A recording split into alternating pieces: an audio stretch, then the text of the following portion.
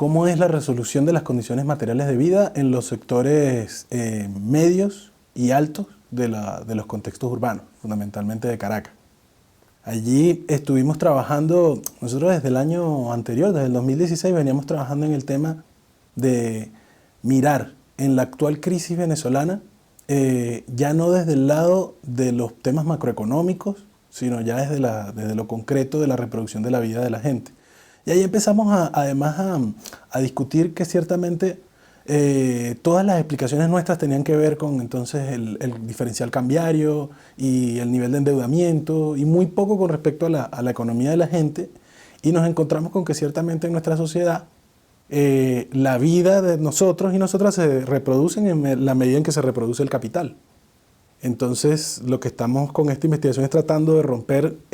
sin invisibilizar ese vínculo, pero mirándolo desde el lado de la reproducción social de la vida y desde ahí mirar de manera crítica la relación con la reproducción del capital, pero sin verlo como intermediario, porque entonces bueno, si el capital está fluyendo, si el capital está ocurriendo, entonces como consecuencia la gente puede reproducir la vida porque tiene un salario, porque tiene propiedades, porque tiene... Entonces la idea de esta investigación es mirarlo desde el otro lado, ¿no?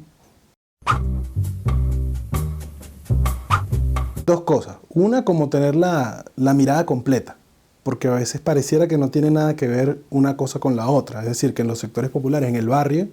las economías fuesen endogámicas y no tuviesen relación con nada. Veamos, por ejemplo, el tema de la droga. Generalmente el asunto de la droga y el malandreo aunque no lo decimos, pareciera que tenemos la idea de que es un negocio endógeno, endogámico. La gente siembra la droga en el barrio, la procesa en el barrio, o incluso construye armas en el barrio y con eso entonces opera, ¿no? O sea, el arma que tú tienes es un arma que fabrican en Estados Unidos, o en Suiza, o en Israel, o en cualquier lado. Hay una cadena donde participan entonces distintos sectores, medios, altos, de la sociedad que están en esa cadena completa. Entonces nos parecía importante mirar todo ese recorrido completo en los otros sectores. Y eso también, la segunda intención era poder ver cómo entonces se configuran las clases sociales en Venezuela en este momento, que es un país dependiente de la renta, es un país capitalista rentista, es un país bajo una lógica colonial. Entonces a eso nos parecía que hacía falta hacerle una actualización al momento actual de cómo se configuran las clases sociales. Esa fue como la segunda motivación. Ese es un término como muy común, muy propio de la cultura nuestra, ¿no? Que, bueno, voy a resolver, voy a ver cómo me rebusco, voy a ver cómo encuentro, que es sencillamente cómo yo me hago de las cosas que necesito para vivir. Yo y mi familia, las cosas que necesitamos, comida, ropa, educación, moverse de un lugar a otro, ¿no? Entonces esta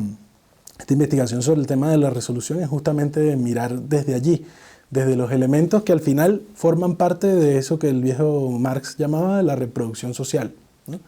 Que ya no es solo la reproducción social de la fuerza de trabajo, sino que es la reproducción social de la vida. Por un lado, porque en líneas generales es la tendencia cada vez mayor a que los niveles de movilización en Venezuela, quizás menos que en otros lados, las movilizaciones son por los derechos laborales, por las mínimas garantías del Estado, como las pensiones, los distintos derechos que se han adquirido en el tiempo, por los servicios, porque funcionen, porque el Estado dé respuesta tanto desde el punto de vista jurídico, con respecto a los derechos que tienen las mujeres en lo reproductivo, tanto a no ser víctima de la violencia, contra el femicidio, para que el Estado cumpla con sus tareas, pero también la pelea contra la expoliación de los territorios, contra la explotación minera, contra la explotación megaminera. Son todo un conjunto de expresiones al final de que los pueblos se movilizan por la reproducción de la vida. Entonces, en el caso nuestro, en el caso de venezolano, veíamos que la resolución de las condiciones materiales de vida es un poco el vínculo simbólico que uno tiene en la cabeza con eso de la reproducción social, ya no de la fuerza de trabajo del capital, sino de la vida. Ahí hay que hacer la diferenciación que con las clases altas es un gran problema para llegarles, porque a la clase media, como de hecho lo hicimos en este caso, puedes trabajar con entrevistas a profundidad con distintos sujetos que pueden estar dentro del perfil, puedes trabajar con algunos grupos, puedes buscar distinta información que existe, pero las clases altas, generalmente tú no le llegas a la mansión de los Mendoza o a la mansión de los Capriles a preguntarle cómo resuelve la vida. Con los sectores medios, por supuesto, entonces trabajamos de una manera más directa, más desde la entrevista, en algunos sectores de la ciudad que están caracterizados como las zonas donde hay mayor, mayor potencial inmobiliario, donde hay mayor consolidación de servicios, o sea, las zonas que son pertenecientes a ese estrato sociodemográfico de los niveles medios, ¿no? Y luego con los altos trabajamos más bien tratando de identificar algunas fuentes hemerográficas, algunas fuentes documentales sobre las grandes empresas del país, sobre cómo es la asignación de las divisas a nivel nacional, cuáles son las principales empresas en términos de flujo de divisas en el país. Y desde ahí entonces tratamos de sacar algunos datos, desde algunos informes que tienen grandes empresas analistas de riesgo, consultoras económicas transnacionales, ¿no? Entonces fueron esos dos distintos niveles de cómo analizarlo. En el caso de los sectores medios, vimos continuidad de algunas cosas que mirábamos con los sectores populares. Está la tendencia cada vez mayor al freelance, a la gente que trabaja por cuenta propia, a la gente que de pronto oferta sus servicios por Instagram o por Facebook o por otras vías, que tiene un oficio, el cual lo maneja con formación profesional o no, pero tiene un conjunto de oficios que puede ofertar, tanto desde el que es diseñador gráfico hasta el que sabe vender propiedades, el que sabe asesorar a la hora de construir campañas publicitarias, el que sabe vender algunas cosas como prendas que fabrica, o el que vende cosas que revende a partir de otra gente. Encontramos con que hay mucha gente que tiene entonces vínculos entre el público venezolano, que es nuestro, que está en Miami o que está en Quito o que está en Bogotá, y tiene una aspiración estética específica de qué tipo de prenda le gusta, cómo le gusta. Entonces hay personas que hacen el vínculo con, qué sé yo, con un grupo de gente en La Silsa o en otros barrios que teje a mano y fabrica prendas, y estos entonces montan en Instagram la campaña para poder vender esas prendas en otro lado. En líneas generales lo que identificamos es la tendencia de una clase media que se sale del mundo formal del trabajo, del mundo asalariado, trabaja por cuenta propia vendiendo su fuerza de trabajo o revendiendo comercialmente cosas. Ese digamos que es como el elemento central. Encuentras una clase media que empieza a tener distintos niveles diversificados de accesos. Entonces, incluso veíamos como algunas franjas, pues. Hay alguna gente que sobrevive a partir de tener varios trabajos en distintos lugares, ¿no? Tanto en la industria privada como en el Estado. Y con esos varios trabajos medios se rebusca. Esa gente generalmente tiene acceso en bolívares y le cuesta mucho más sobrevivir.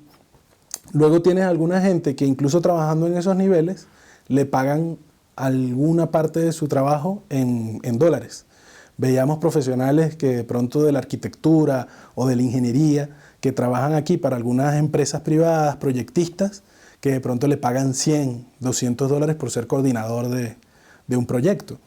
Cosa que por supuesto si lo miras en otro país, cuánto le pagan a un ingeniero, a un arquitecto por coordinar un proyecto, obviamente a nadie le van a pagar 100, 200 dólares, pero ocurre aquí en medio de la crisis la posibilidad de tener una mano de obra barata. Luego tienes otra gente que trabaja quizás con transnacionales o con otro tipo o también trabaja por cuenta propia en el tema mercantil, en el comercio, y tiene entonces unos ingresos mucho mayores, que ya están en el orden de los $1,000, $2,000, $3,000, que por supuesto vive de manera mucho más holgada. Y luego tienes franjas que por supuesto tienen un acceso mucho mayor, que ya entonces tienen la posibilidad de tener gran nivel generalmente son gente que realiza procesos de comercio, de importación, distribución, comercialización a niveles mucho mayores, que tiene propiedades, inmuebles o activos que está vendiendo o revendiendo permanentemente o que incluso adquiere como forma de no descapitalizarse. Nosotros identificamos que una forma central de resolución es el tema de las relaciones colectivas, de solidaridad, que pueden ser familiares, interfamiliares, de amigos, de gente que son círculos de confianza que tienen distintas formas de apoyo. Hace un par de años mirábamos que eso se traducía en grupos de WhatsApp donde entre distintas familias se apoyaban para ver dónde conseguían comida o medicamentos de manera más barata. empiezas a tener algunos sistemas de distribución y de compra, unos que tienen como lógicas más colectivas y comunitarias, otros que sencillamente son de mercado. O sea, en los sectores medios encuentras gente que de pronto el abasto local cierra las puertas y ya tiene un sistema de venta directa a las familias, un combo de cosas que puede pagar, a veces en dólares, que se le vende de manera directa, ¿no? Sin que el mercado esté abierto, digamos, el local esté abierto. Entonces son cosas que empiezan a ocurrir, pero también empieza a ocurrir que esas lógicas de una colectividad, de una comunidad que empieza a apoyarse, se abre en las fronteras. O sea, ya no es un problema solo de la zona geográfica donde tú estás, en tu residencia, en tu urbanización, sino que se abren las fronteras del país. Nosotros venimos identificando que con esta investigación veíamos que tanto para sectores populares como para sectores medios, Venezuela se expande como territorio. Entonces, Caracas o los centros acá en Venezuela empiezan a ser como centros, y Quito, Bogotá, Santiago, qué sé yo, las distintas ciudades a nivel del continente empiezan a ser satélites de una Venezuela que está abierta. Porque no es sencillamente esta idea de una diáspora que viajó y se fue. No, realmente es una gente que está yendo y viniendo. Hay una relación pendular allí donde yo estoy afuera y yo estoy permanentemente enviando dinero a mi familia. Aunque ocurre que hay familias completas que se van, también la tendencia más importante es que se quedan de pronto los niños más pequeños que no pueden trabajar, con alguna persona que los puede cuidar, se va el papá o se va la mamá, se van juntos a pasar un tiempo de poder estabilizarse y enviar dinero hacia la familia. De pronto algunos se dan cuenta que van un tiempo y trabajan y luego vuelven, hacen dinero y vuelven y luego van nuevamente. Gente que va y hace conferencias afuera o hace algún trabajo académico afuera y luego vuelve con algo de dinero que eso le generó. Gente que se da cuenta que muchas veces el poder establecer un vínculo de comercio le resulta mucho más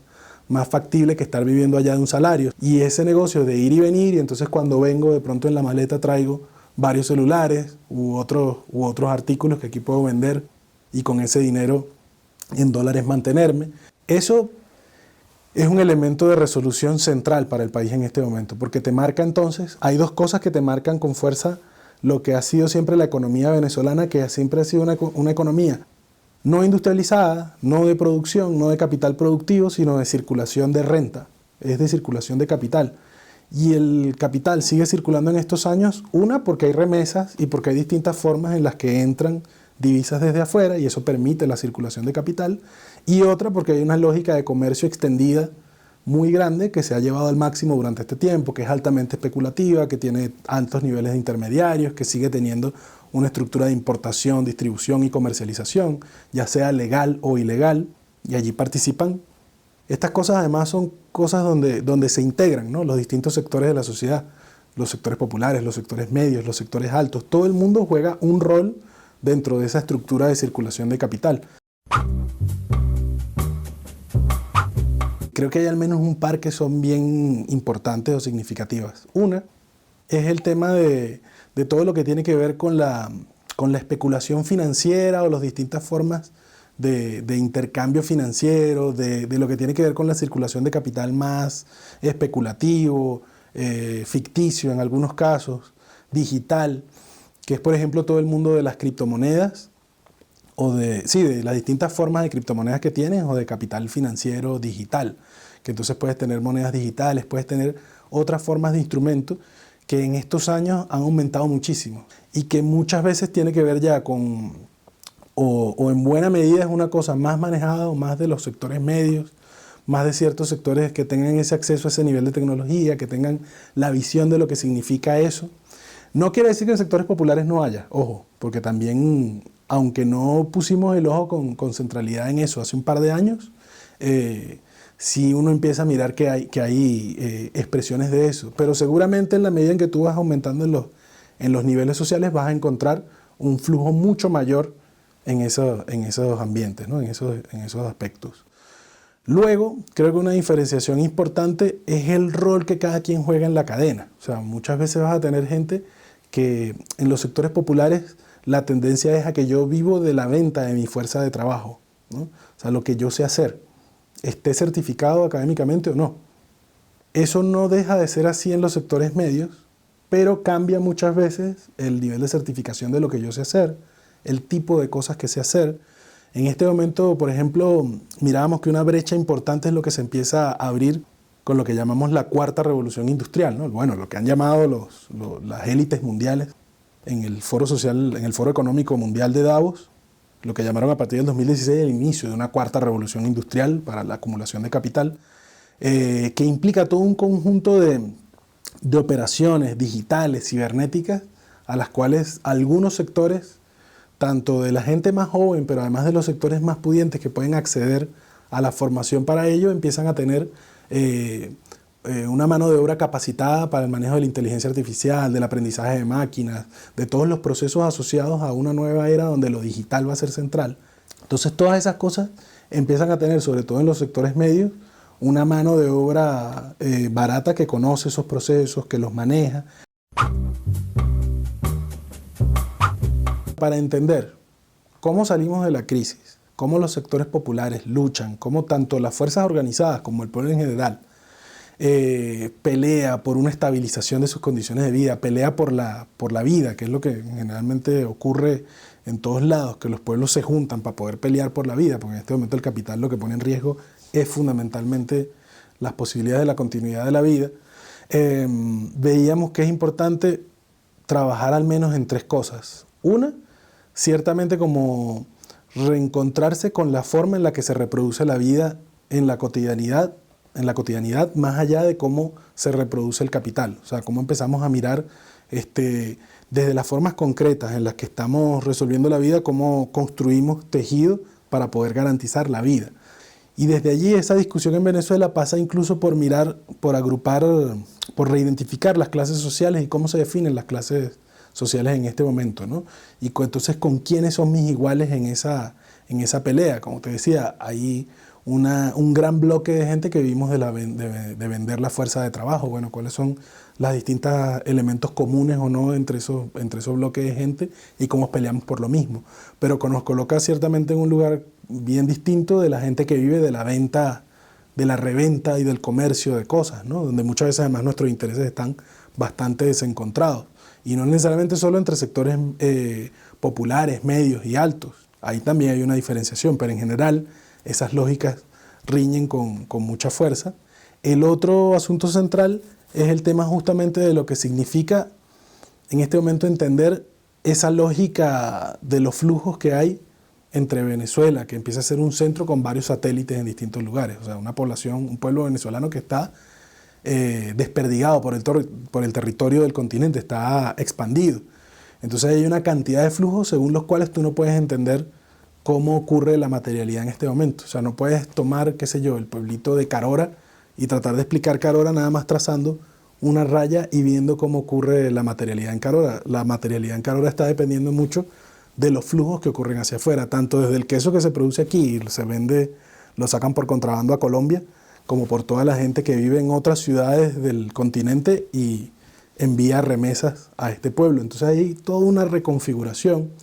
que para nosotros decir, bueno, ¿cómo nos planteamos luchar desde el pueblo para poder superar esta situación? Tienes que tener esa mirada completa, porque antes teníamos la mirada nada más de ver, bueno, este es mi territorio, este es en el que yo estoy peleando y esto es lo que ocurre. Y la tercera cosa que nos parece muy importante para poder ver en esta etapa, entenderla con mayor fuerza, es cómo hay una reconfiguración de época muy grande que nosotros tratamos de explicar en que, bueno, antes, en los 70, 80, las principales empresas de capital, tanto aquí en Venezuela como en general en el mundo, bueno, en Venezuela quizás no tanto por el tema petrolero, pero digamos la de mayor fuerza global es la General Motors, la Ford, las empresas, las grandes consorcios industriales que fabricaban cosas. Ya luego en los 90, las principales empresas del capital son Walmart, son McDonald's, son las que venden, las que están en el comercio de cosas. Y al día de hoy, las principales empresas son Amazon, son Google, son las de todo el funcionamiento digital que marca esta etapa de la cuarta revolución industrial de la que nos hablan en Davos, de la cual no conocemos nada y no estamos discutiendo absolutamente nada, pero nos está marcando la pauta de un cambio de época del cual no estamos mirando y que además estamos muy metidos en la crisis nuestra y creemos que eso le da unas particularidades completamente distintas de lo que está ocurriendo a nivel global. Esas tendencias globales están ocurriendo tanto en el marco de la crisis, quizás la crisis lo que lo hace es que sea uno de los puntos de más baratos, pero en general no es una particularidad de Venezuela, es una cosa que está ocurriendo en Venezuela en el marco de una situación global donde se reconfiguran una cantidad de cosas, las formas de comerciar, la forma incluso de consumir cultura. Hay todo un mundo que está cambiando en este momento donde nosotros creemos que es fundamental que todo el que esté militando, el que esté luchando por transformar las condiciones de vida en Venezuela y o a nivel global, necesitamos empezar a estudiar qué significa esto de la cuarta revolución industrial, cómo lo están reconfigurando las élites y cuál va a ser la respuesta de los pueblos frente a esa reconfiguración.